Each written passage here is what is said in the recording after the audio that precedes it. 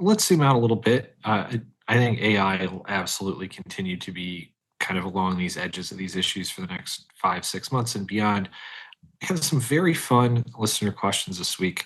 Joe, this is from Samuel in North Carolina. I really enjoy when you reference previous presidential fights, but sometimes I feel like we're in uncharted territory. Historically, foreign conflicts can either rally voters around a president or become political liabilities.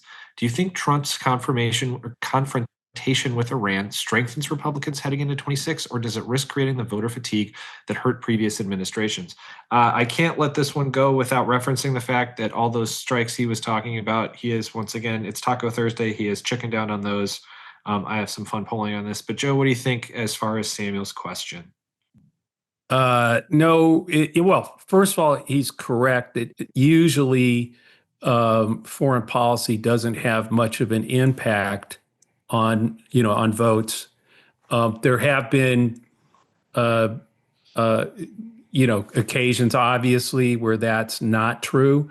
Um, but the difference here is there's a couple of things that make this different, and that is the impact it is having domestically, which is pretty massive. I mean, we'll get to inflation and things like that, gas prices.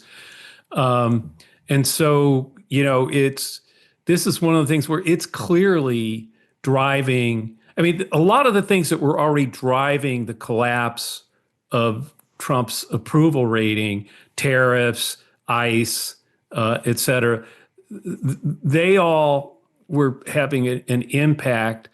But then when he went into this war of choice, it made all those things worse, right? I mean, it Right. made gas prices, grocery prices, everything. The whole reason he was elected was, hey, on day one, prices will go down. So what I'm saying is the impact of the war, aside from promising to no more forever wars and all those things, which turned out to be BS, because he's gotten us into something that's not going to get over in a matter of days, no matter how many times he says it. I think 37 times he said it's going to be over in day. The deal will happen, but the point is, this one matters. It's going to have it's already having a massive impact. The war is now 33 points underwater. And people are starting to realize that it's going to take a long time, not going to be over and in that's days. that's the important part is that as more Americans are realizing, like they're polling right now, how long do you think it's going to take? And some Right, people say it'll be over this week, it'll be over in a month. More and more people are saying it won't be over within a year, right. and that And you is got, exactly tracking with this thing tanking.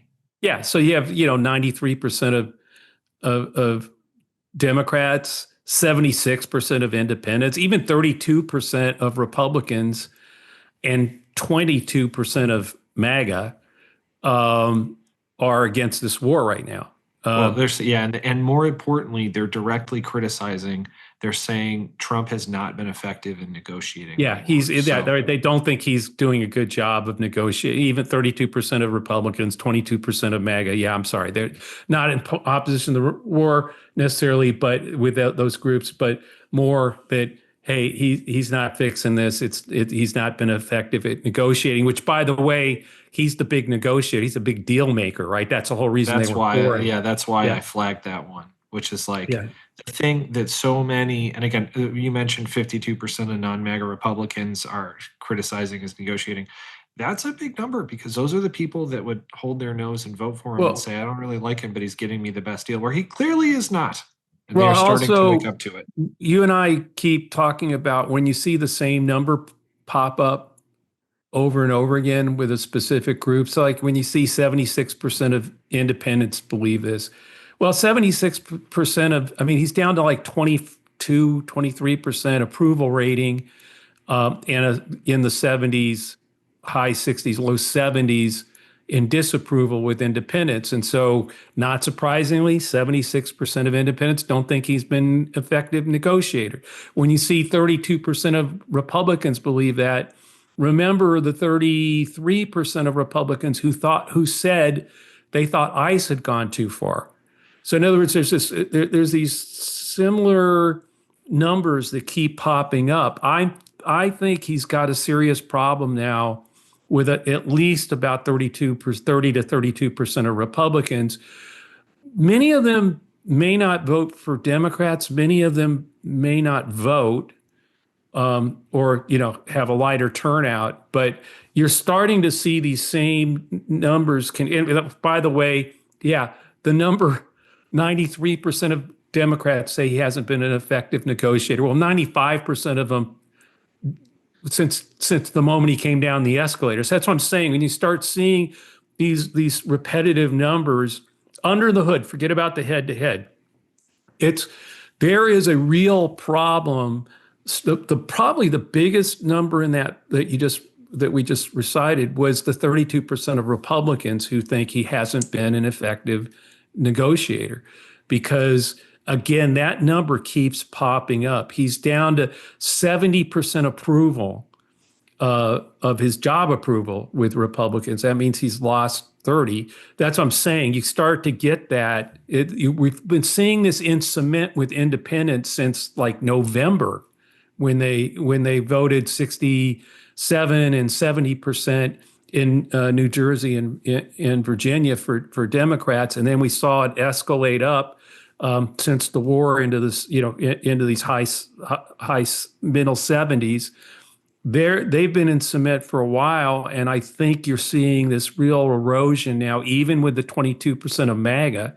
And remember, another chunk of MAGA was there because they didn't want to be in forever wars. So we're not measuring that in this question. But no, there is a real, and I think, by the way, the schism, you're seeing it with Paxson and Cornyn. Guess what? Cornyn got about 30-something% of the vote.